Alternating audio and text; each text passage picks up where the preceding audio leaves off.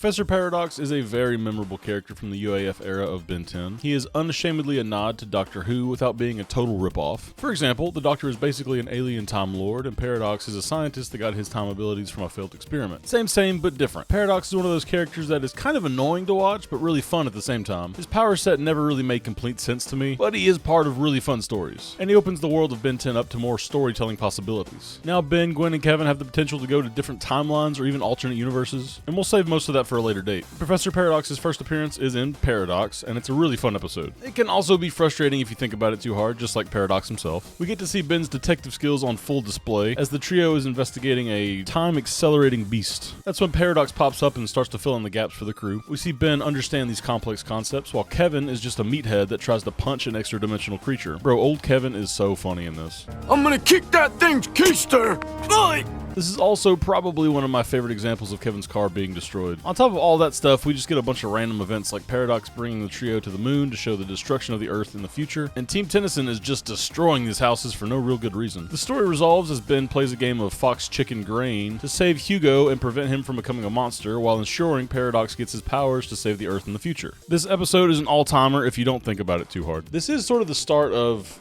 you know, the larger, kind of more multiversal stuff in Ben 10. I mean, aliens can go as far as the universe, but Paradox can go as far as time will reach. Exactly, like the multiverse and beyond. And the depth that he adds to the story is just chef's kiss.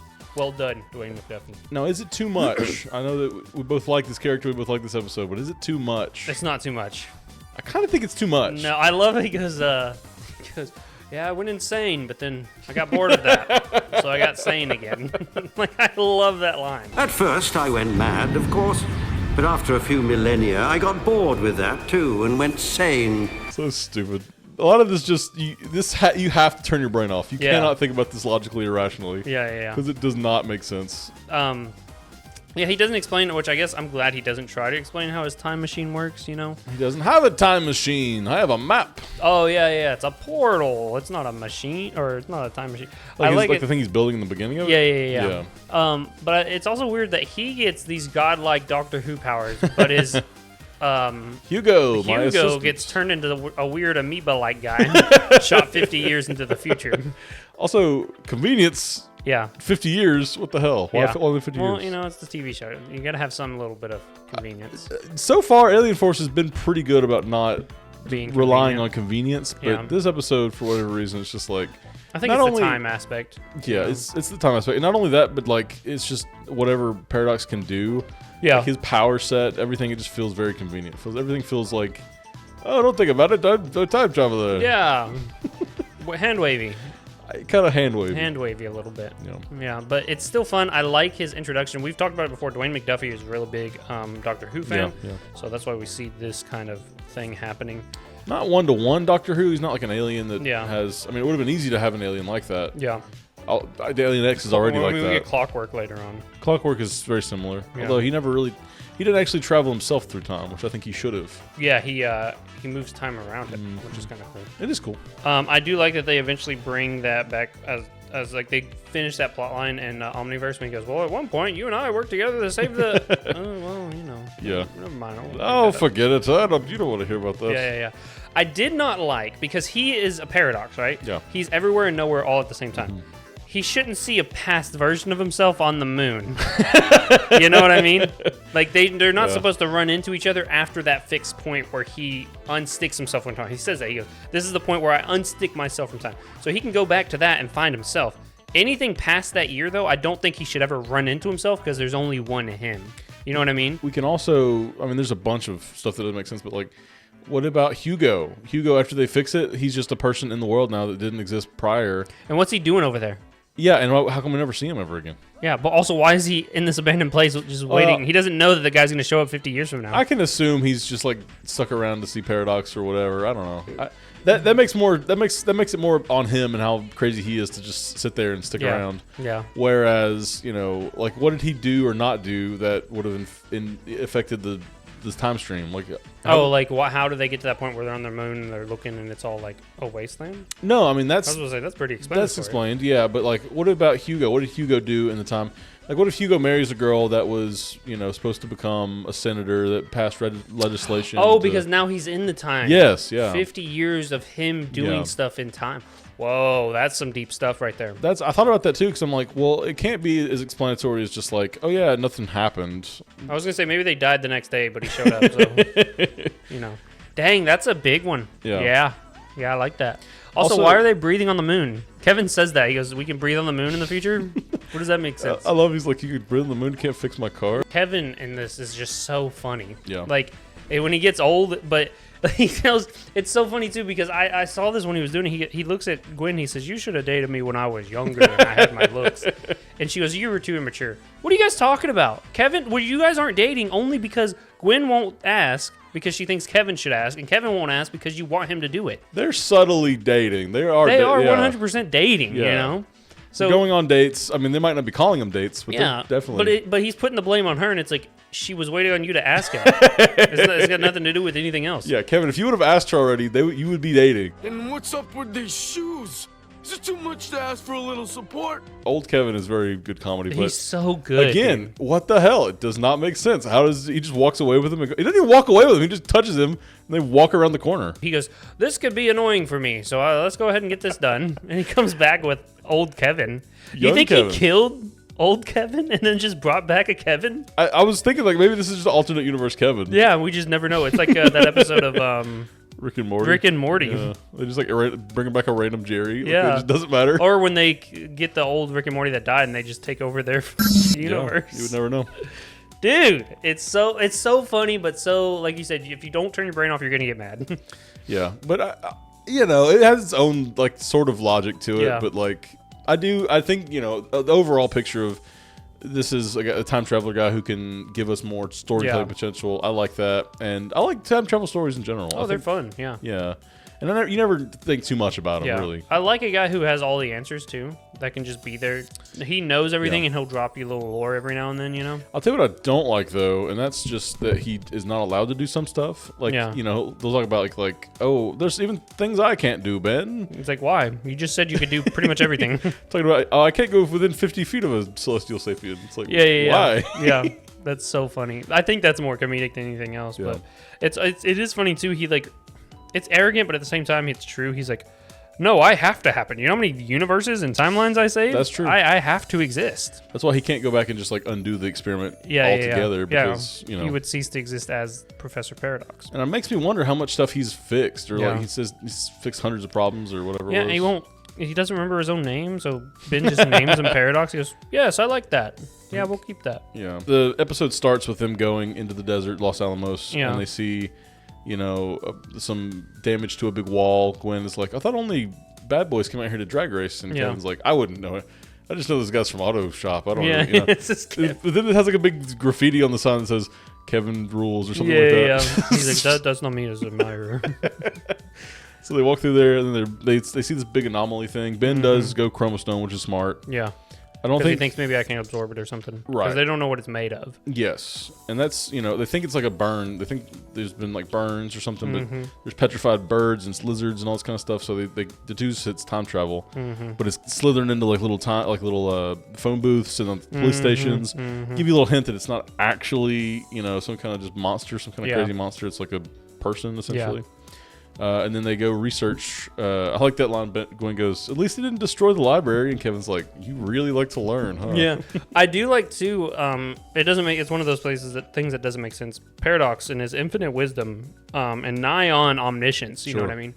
Couldn't figure out that was his assistant, but Ben figures it out almost instantly. You know what I mean? And they even make a line about that. He's like, "Oh, I would have figured it out." And it's like in another 50 years. Yeah, and we saw in the future that you don't actually figure it out. You know what I mean? So I don't know. That one was a little off for me, but I wonder what the other Paradox on the moon did to try to stop this whole problem. You know what I mean? Maybe try to help. I liked it. Gumballs last a long time. Enough to slow him down. What is that about? I think that's a reference to one of the doctors likes gummy candies, like a little British gummy candy. So it's kind of a. He's like, have a gumball. Yeah. Even though, like, they could have brought that back. He never has a gumball ever again. Also, why is he carrying a bag of gumballs? It's the 1950s. Everything was in bags. Well, gum is notoriously known to last a long time. He just said that. you could go through a whole day with like 5 pieces of gum. You don't need a bag of Well, it. he likes to offer it to people. It's like his little personality trait. How about gumball? I love the general in the beginning of this where he's Yeah. like, Doctor, this little time machine's costing your military a crap ton of money. Or Yeah. he says some number or whatever. And then Paradox goes, yes, well, it'll prevent years of suffering and whatever, and blah, blah, blah. Yeah. And the guy goes, it'll also give our red neighbor something to think about. Yeah, no. His only thought, I will weaponize time I will weaponize the time. to where red doesn't even exist anymore. Wipe it out of the color spectrum. Yeah, David McCallum does a really good job as Paradox. He's a kind of a classic British actor. He's got that very good voice. He's not, when you say voice actor, I usually think like someone like D. Bradley Baker, who's like got like 100 different voices. Yeah, Joe DiMaggio. Yes, someone like that. Like he's not a voice actor. This guy's not a voice actor. He's an actor that makes his voice work for him. Right, his right. one voice work for him. Speaking of which, they had Christian Bale voice act the dub version of the Howling Castle. Yeah. I didn't know that. It's And not, Josh it's Hutcherson. not the Howling Castle. It's Howl's Moving Castle. That is the same thing. The Mine's Howling some- Castle gives imagery of like a opening of a door. screaming, It yeah. just- I think he did do a good job with Professor Paradox. yeah. Just the stakes weren't too high. It's not like you're going from a sub to a dub. You just, No, you're going in there yeah. and you're talking. But know? he's got a memorable voice too, and it's to the point where if I hear that voice in something, like I was watching the Teen Titans movie the other day, and he was Alfred in it.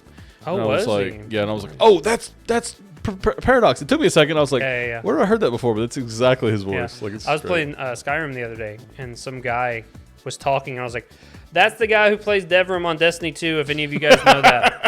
Thought we wouldn't catch it, but he's there. Yeah, You But go we'll look him notice. up. Yeah. That's funny. No, yeah, Ben too, and we talked about this a little bit earlier, but he just like is on it. Like he's understanding it very well. And Paradox even says he's like, oh, young Ben knows a lot about space time. Like Yeah. he's like, oh, you're picking up this really quickly. Yeah, he's making the connections. He's not wandering around like an idiot. Yeah. He's as they're being attacked and stuff. He's actively thinking, why the phone booth? And I'm like, what are you talking about? He's like, he went to the phone booth, then he went to a police office. That's not a random thing. Yeah. Like let's think about this for a second. Like that's probably what I would have done if I was in an abandoned military base. Exactly. So I really applaud Ben's thinking in this one. Mm-hmm. I'm glad that they let Ben do it and not Gwen. You know what I mean? Because usually Yeah. it's Gwen that's got those connections and stuff. For sure. Ben making those connections shows the growth that he has in this show. Yeah, agreed. Kevin, I think is well characterized in this episode. I was gonna say this doesn't feel like Kevin, but Kevin is kind of fight 1st. He sees Paradox and he's just like, I'm gonna beat the shit out of this guy. Yeah, like, yeah, immediately just wants to fight him. And then he sees the anomaly. He's like, I'm gonna punch him. I wouldn't do that. And he goes, no, I'm gonna. He specifically, the thing's coming at him and he goes, hey, ugly, and he tries to punch it, Yeah. and he ages like by 60 years. Yeah, dude, it's insane.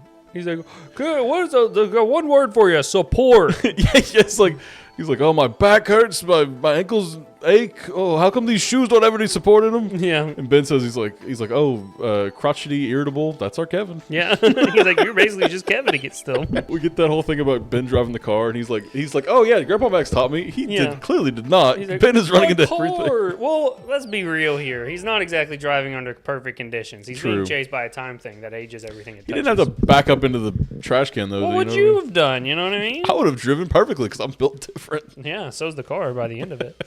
No, I do like it though because at the end of that whole montage, the car is like rusted and falls apart, and he's like, "You're never driving my car again." And Ben looks at it, it falls off. He goes, "Yeah, I don't think that's gonna be a problem." Yeah, he's like, yeah, you're right. Yeah.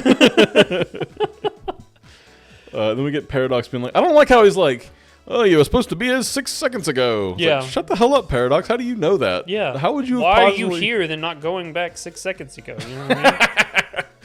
Anyway, I said I wouldn't get technical about it. I'm not getting technical about it. It's still fun to nitpick it every now and then. you Yeah, know of what I mean? course. And he, by the end of it, he's very, and this is the weirdness I think of them trying to discover who Professor Paradox is. Every time you see Paradox from now on, he's very put together. He knows what's going on. He knows where he's at, what's happening. In this one, he's very erratic, very crazy. Like, oh, what year is it, or where am I at, Yeah. or what am I doing? It's like you know all these things, or else you can't get to this point in time. You've said it yourself. You are the map. I've wondered about that too. Like why? Like he's very put together later on. Yeah, but in this then one, he's like kind of crazy. he doesn't know if he's met Ben before. Yeah, Like, he's I mean, like- he obviously is. I'm sure he just sees everything happening at one time. You know what I mean? Yeah. That's the way I see him. But they keep that or get rid of it to begin. You know what I mean? Yeah. Because you don't see this for the rest of the time. But in this one, he's like, which Ben are you? Have we met before? Or Yeah. what encounter is this? You know? Yeah, And it's yeah. like, you know this. he You also should called know this. Gwen an energy being, and I Yeah. don't know. This may have supposed to be before the Verdona episode because she's like, I'm not an energy being. She says that. So Yeah. I mean, obviously it aired afterwards. I thought it was like her being in denial, but like you said, that makes a lot more sense. Is that they have the order of? That's so weird that they do that with shows. I think I a lot didn't of know shows that do until that. me and you started doing this. Yeah, and it wasn't. I mean, like if you're watching a Teen Titans Go or like a Gumball or something like that, it doesn't matter because. Have a gumball. How did I not see that? How did I not? Maybe that was in my head just subconsciously. Have a gumball. But those don't really matter because those aren't narrative. Yeah. Those aren't like series. It's just like a whatever. Like you can watch the SpongeBob. You can watch this whenever. Yeah. So that's probably why they would do that, and it's just throw it on whenever. And after it airs once, sure, do it whenever. Absolutely. But after the first time, like make it make sense in the first kind of go through. Imagine watching Avatar: The Last Airbender, and it's all jumbled up out of order. Yeah. Which is how I watched it. Yeah, true. You watched it whenever it came on Nickelodeon. That's exactly, and it would always be just random. I mean, they would play like segmented things, but I wouldn't sit down and watch them for 6 hours straight. It would be like I'd catch a couple episodes here or there, then I'd come back and whatever. I remember I'd watched I realized this when my girlfriend bought me like the box set for my birthday, was that I'd watched all of season 1. Yeah. Like through. Season 2 was kind of jumbled, and I remember when season 3 came out is when it was still happening, I came back and I was like, why does he have an afro? What's going on here? What's Zuko's doing here? Like, what's happening? And I'd missed all of season 3 essentially. I think I'd seen all of season 3. I'd seen a lot of season 2, and I hadn't seen most of season 1. Really? So season 1 was kind of like lost for me, but then I knew like a lot of the Toph stuff and a lot of the Zuko coming in. I remembered I'm pretty sure I saw season 3 all the way through. Like we should do a review of Avatar. Oh, we'll get to it. We will. After Teen Titans and Ben 10 and everything else. I definitely want to do Avatar: The Last Airbender. Oh, I can't wait for that. But I do like that Paradox is like, let's make some noise, and then we'll see it. He Yeah. just kind of grapples with it. He kind of holds on to it. Holding on to it. And apparently, I mean, he says he's out of time and space, but he can feel the eons passing.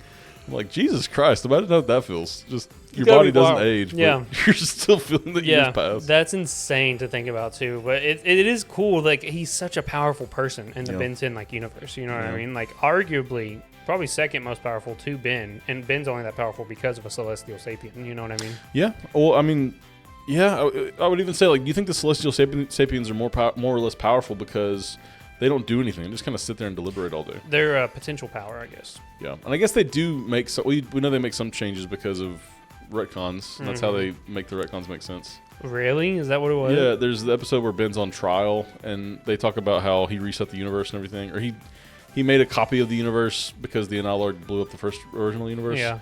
And he's like, well, this lawyer basically was like, they do that all the time. Like, have you ever noticed how Azimuth looks and sounds different every time we see him? That's awesome, dude. I bet you Azimuth's like, it's a cosmic joke they keep playing, and that's why I put him in the Omnitrix. They must have some kind of beef for them to change him around. FU like that, Yeah, for sure. Oh, I love that. But then we get that. So Ben's kind of worked it through that Hugo is the monster. Yeah. And we know that Paradox needs to go through the vortex, but whoever else goes through doesn't need to. So they teleport back there.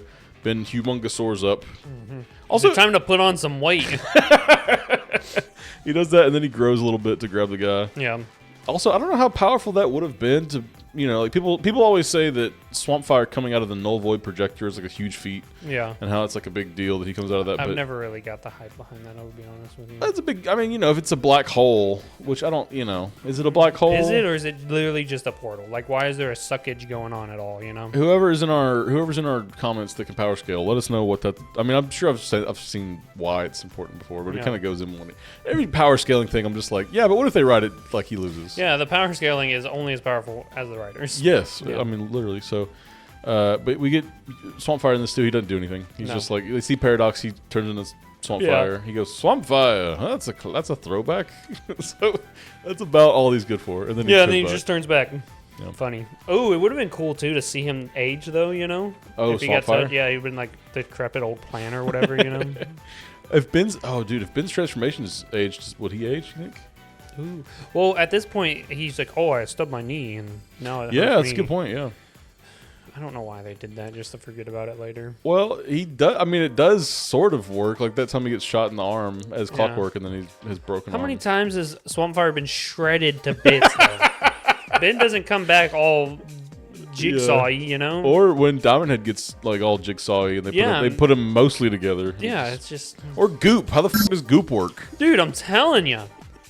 Also, does Goop age? You know, I he don't could know have been what Goop I and don't know probably what touched Goop the is. monster. You know what I mean? The guy transforms back into Hugo. That's kind of how we wrap up here, and then they all go back to the future and back to the future. Back to where we're going. We won't need roads. We won't need gumballs. They'll have them surgically implanted into your mouth. Ew. I don't like that at all. Yeah, well, you know, that's the future. Get over it. Kevin gets a new car from 1970, whatever. They say, don't let it interact with anything else from that year. It'll have a Newtonian explosion. Or Yeah, and it's like, okay, anything made like this or anything that's from the year 1970, because some people probably can't get in that car. Yeah, or, I mean, if you think about, like, is it just, like, another time-traveled item from 1970, whatever? Yeah. Because then, like, they are fine. Like, you don't do it then. You Paradox. Because the time this episode came out was like 2011? 2009? Something like that? 8 or 9, yeah, I think.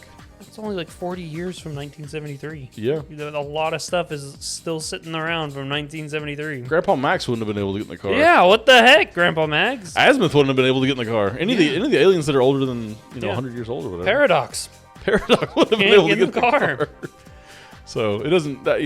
Maybe make that joke. I mean, it's a fine joke to have it like there's huge untapped potential of like a crazy explosion or whatever, but like make more sense. Instead of him juicing up his car for the big alien fight at the end of this, he just interacts has someone touch it, and they're like, "Everyone run! We're gonna drop a thimble from 1973 on And just it." like Hiroshima's the whole Yeah. battlefield. And That would have been epic. Epic. I'd give this episode like a 7.